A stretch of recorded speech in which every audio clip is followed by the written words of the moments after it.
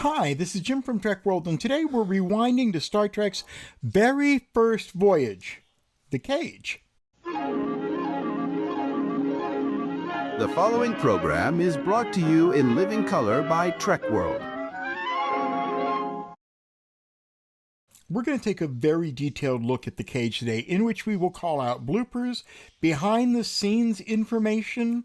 We'll take a look at interviews that have not been released on home video or shown on TV in almost 30 years. This first clip that we're about to see is an intro that was done by William Shatner for a very rare showing of the Sci-Fi Channel special edition of Star Trek in 1998 and 1999. This footage has never been released to home video since that original airing.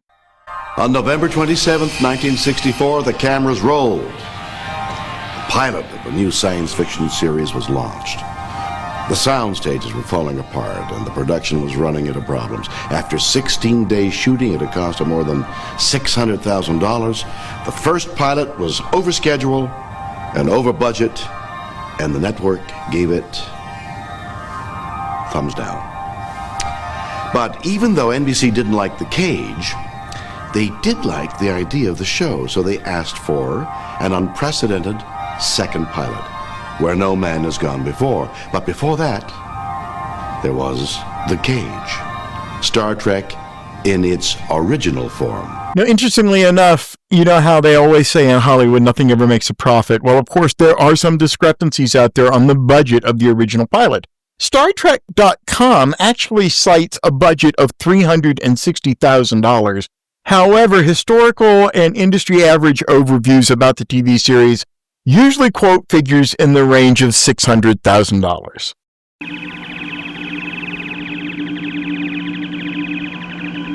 11 survivors from crash. Gravity and oxygen within limits. Food and water obtainable.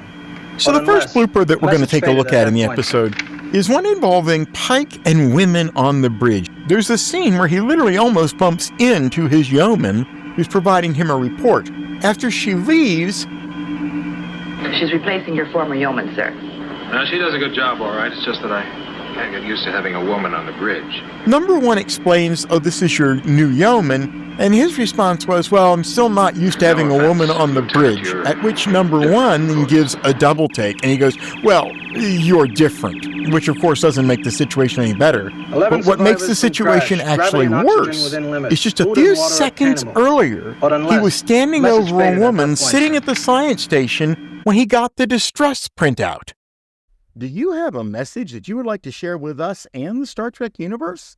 If so, please call our user comments line and give us your thoughts. Now let's talk about some production facts that you may or may not be aware of. The Cage was actually filmed at Desilu, Culver City. It was not filmed where the TV series would be filmed. It was filmed from November 27th through December 18th in 1964, and post-production finally finished in January of 65. This next clip we're going to see is with Majel Barrett Roddenberry, and it also comes from the Sci-Fi Channel special edition of Star Trek. We're in a menagerie, a cage. Oh, again, it would have to be The Cage. It was just perfect, perfect Star Trek. There were no ifs, ands, or buts about it. It was a creation. The characters were rich. The moments were beautiful. You'll give her back her illusion of beauty. And more. And it was something that he loved dearly. Because it was honest-to-God true Star Trek. It had all of the elements that Star Trek ever wanted to have in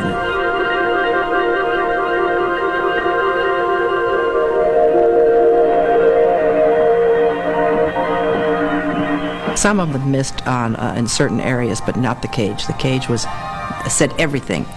Early scripts used the captain name of Robert April. It was then changed to James Winter before it became Christopher Pike.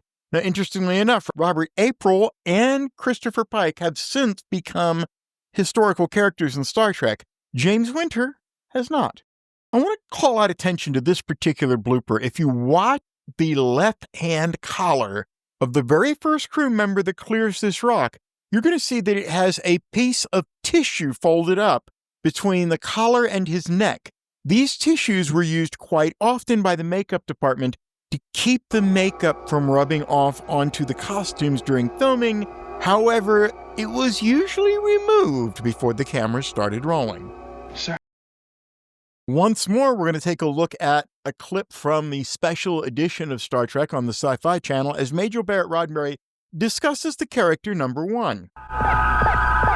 My first involvement, had to be, of course, with Gene and through Gene. I had known him since 1960, and through a whole mess of pilots and so forth. And then when this one came up, and he had used me, in everything. And so this one came up. He said, "Here's the chance." So, now, really, he wrote the part of number 1 first. And then he said, "There, are you happy?" He wrote the description of number 1, and then he wrote the character. So, I mean, the part was always mine right from the beginning. And then I remember him saying, "I want to have a captain and some other people on down." And he said, "I want to use an alien. Can you think of a good alien type of person, somebody who's rather angular or so on?" And I said, "Gene, remember the guy back in when we were doing the lieutenant that I did the episode with?" And he said, "Yeah." And I said, "Go back and take a look." That's all I said. That's all I ever mentioned. Never brought it up again. Dissolved. It's about a week or 2 later, and on the set comes Leonard. Mr. Spock here. I was just looking for tall, skinny guys for a Vulcan who had some kind of menace to them. And Leonard was just one of a bunch of guys. It was kind of funny, to have the second in command first, because that was just my part. He was going to put a woman in there, somehow or other, in command. The next blooper we're going to take a look at involves actually special effects matting in over a matte painting. In this particular scene we're going to take a look at, you're going to see Pike transitions into the 𝐟𝐨𝐫𝐿 vision, so to speak, of the episode. And when he does, he's looking at the castle at the far end, and there's quite a bit of distance between where he's standing and where that castle is. There's a quick cut to his face, then it cuts back, and he has magically transported himself over half that distance where he's now halfway between the castle and where he was, as Vina comes running up to him. And immediately after that, they cut back to another reaction shot of him showing that he is in fact still standing in the same place that he was for the long shot original matte. Another neat note about that 𝐟𝐨𝐿 matte painting is that it was done by Albert Whitlock. The very same artwork was reused unaltered as Holberg 917G in Requiem for Methuselah. Now, if you take a look at this garden scene in the cage, you're going to notice that the look owes a lot to the Desilu stage lighting practices at the time. And the pilot's aesthetic was remarkably different from that would be used in the TV series. Star Trek actually looks different.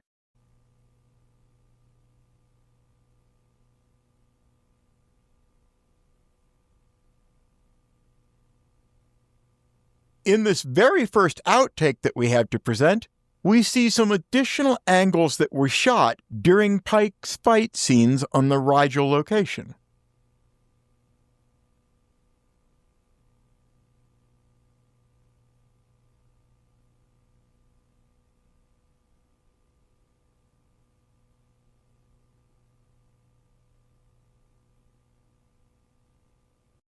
Next clip that we're going to take a look at is an overview by Leonard Nimoy about the differences between Pike and Kirk. As before, this interview is from the Sci-Fi Channel's special edition of Star Trek.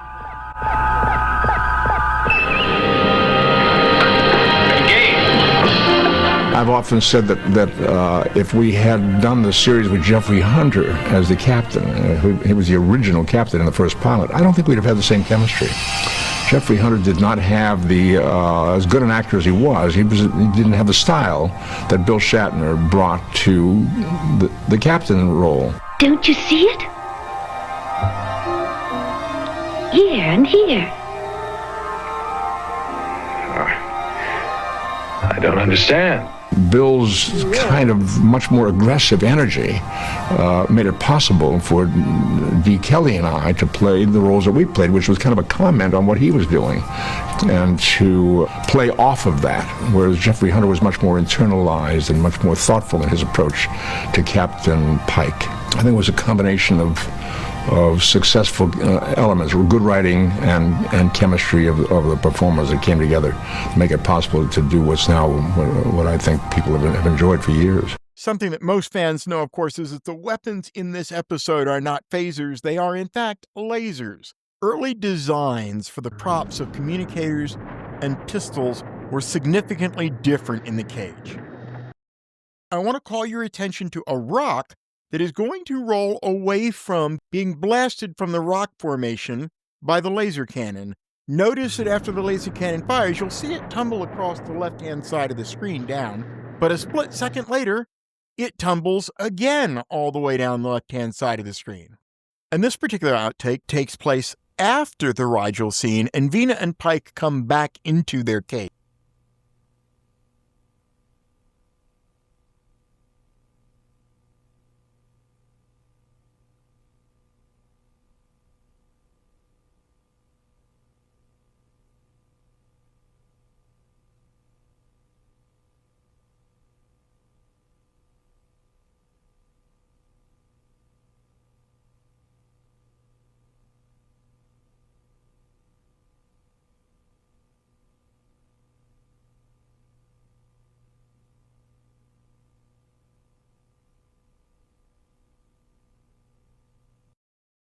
Obviously, this outtake shows us, because it's 2 takes later, that they were still having issues with this particular scene.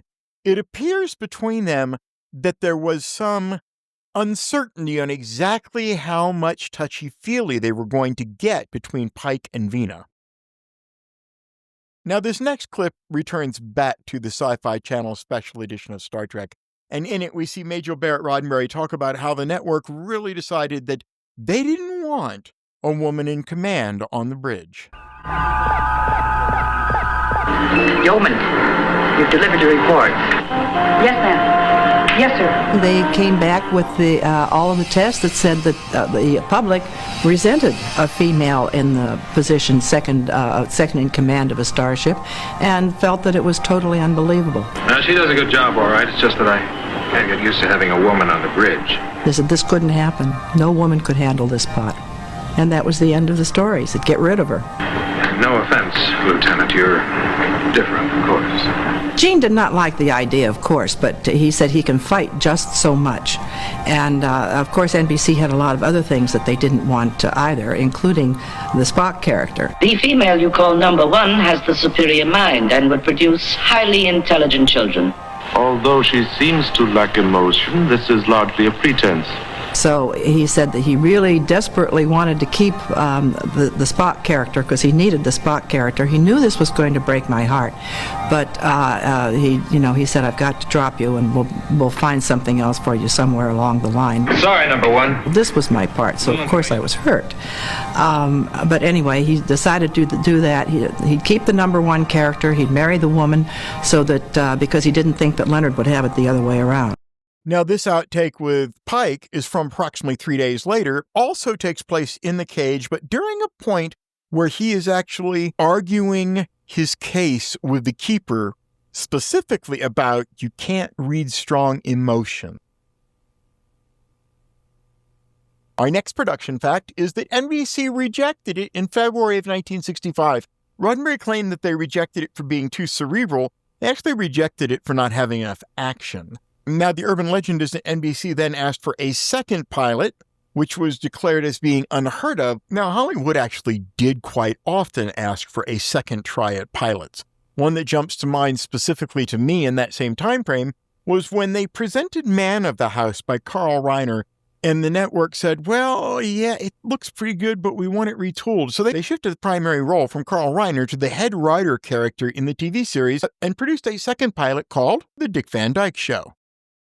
And this clip, which also is from the Sci-Fi Channel Special Edition, shows Nimoy talking about how Spock was unformed in the cage. Remember that at this particular point in time, he did not exist in an emotionless state, and it actually shows up several times in the episode.